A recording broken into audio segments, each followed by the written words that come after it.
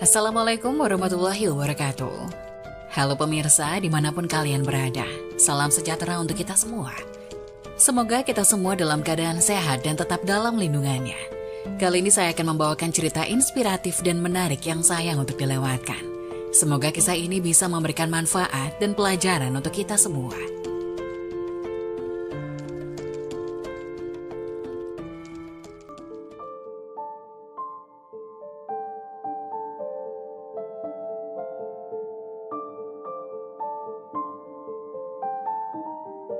Astagfirullah, kisah seorang ahli tahajud yang tidak mendapatkan jaminan surga ternyata semasa hidup melakukan hal ini.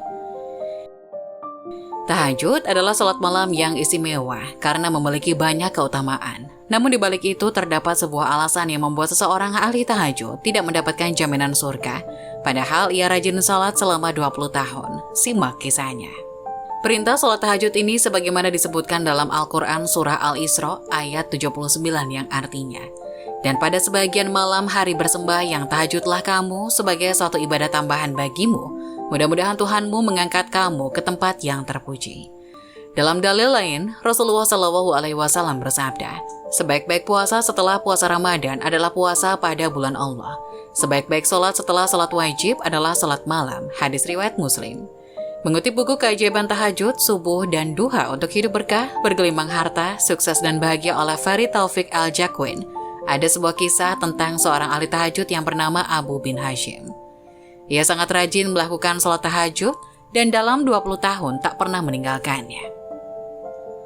Suatu hari saat ia hendak mengambil air wudhu, ada sesuatu yang membuatnya terkejut. Ia melihat ada sosok yang duduk di depan pekarangannya. Abu bin Hashim bertanya padanya, "Wahai hamba Allah, siapa engkau?"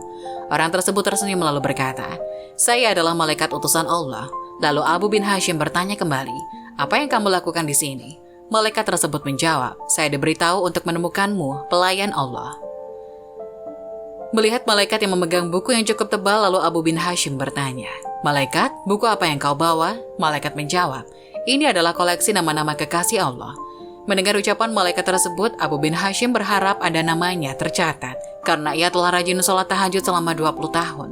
Ia pun bertanya, "Oh malaikat, apakah namaku tertera dalam buku yang kamu bawa?" Ia percaya bahwa namanya akan tercatat. Malaikat mengatakan, "Saya akan buka." Malaikat pun membuka buku besar tersebut. Setelah mengurutkan dari awal sampai akhir, rupanya nama Abu bin Hashim tidak ada di dalamnya. Abu bin Hashim meminta malaikat untuk mencari namanya kembali. Malaikat meneliti pelan-pelan dengan cermat, kemudian ia berkata, "Itu benar, namamu tidak ada di dalam buku ini." Abu bin Hashim pun bergetar lalu jatuh di depan malaikat. Ia menangis dan mengeluarkan air mata yang sangat banyak. Ia menyesali dan berkata, "Kehilangan diri saya yang selalu berdiri setiap malam di tahajud dan bermunajat, tapi nama saya tidak ada di dalam kelompok pecinta Allah." Keluhnya yang masih menangis sesenggukan. Malaikat berkata lagi, "Wahai Abu Hashim, saya tahu Anda bangun setiap malam saat yang lain tidur, wudhu dengan air dingin saat yang lain tertidur di tempat tidur. Tapi tangan saya dilarang bahwa Allah menuliskan nama Anda." Kemudian Abu bin Hashim kembali bertanya, "Apa penyebabnya?" Malaikat pun menjelaskan, "Anda bersedia pergi ke Allah, tapi Anda bangga pada diri sendiri dan bersenang-senang memikirkan diri sendiri. Tetanggamu ada yang sakit atau kelaparan, tapi kau bahkan tidak melihat atau memberi makan. Bagaimana mungkin kami bisa menjadi kekasih Tuhan jika Anda sendiri tidak pernah mencintai makhluk yang diciptakan oleh Allah?" Kata sang malaikat. Mendengar apa yang disampaikan malaikat, Abu bin Hashim serasa disambar petir di siang bolong. Dia menyadari bahwa hubungan pemujaan manusia tidak hanya untuk Allah Subhanahu wa Ta'ala, tetapi juga untuk sesama manusia. Adapun kisah wanita rajin sholat dan puasa setiap hari tapi masuk neraka karena tetangga. Hidup damai dengan tetangga adalah impian semua orang, khususnya para wanita yang lebih sering berada di rumah.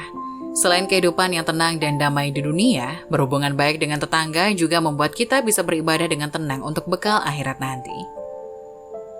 Mungkin sebagian orang khususnya para wanita banyak yang tidak menyadari bahwa hubungan yang buruk dengan tetangga dapat membuat ibadah seseorang menjadi sia-sia dan bahkan menempatkan seseorang wanita di dalam neraka.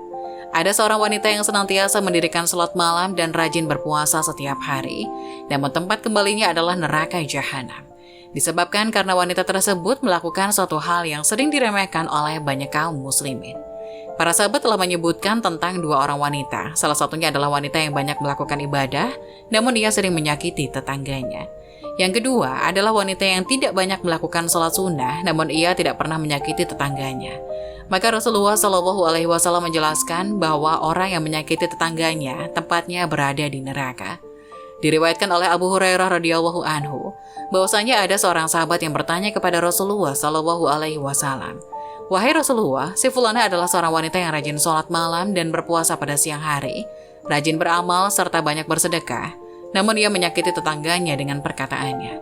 Maka Rasulullah menjawab, "Tidak ada kebaikan kepada wanita tersebut, ia termasuk penduduk neraka."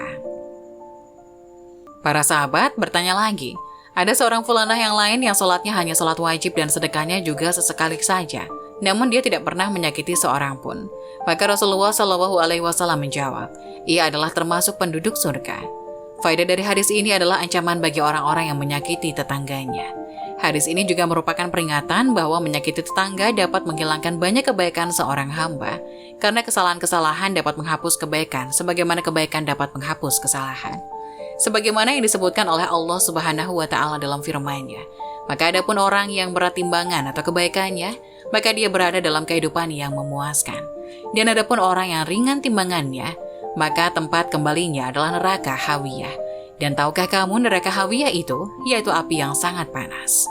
Maka neraca manakah yang lebih berat, kelak itulah yang menentukan apakah kelak berada di neraka atau di surga. Semoga penjelasan tadi dapat memberikan hikmah dan bermanfaat untuk penonton semuanya. Jangan lupa like, subscribe channel ini agar tidak ketinggalan info-info bermanfaat lainnya. Sekian dari kami, terima kasih. Wassalamualaikum warahmatullahi wabarakatuh.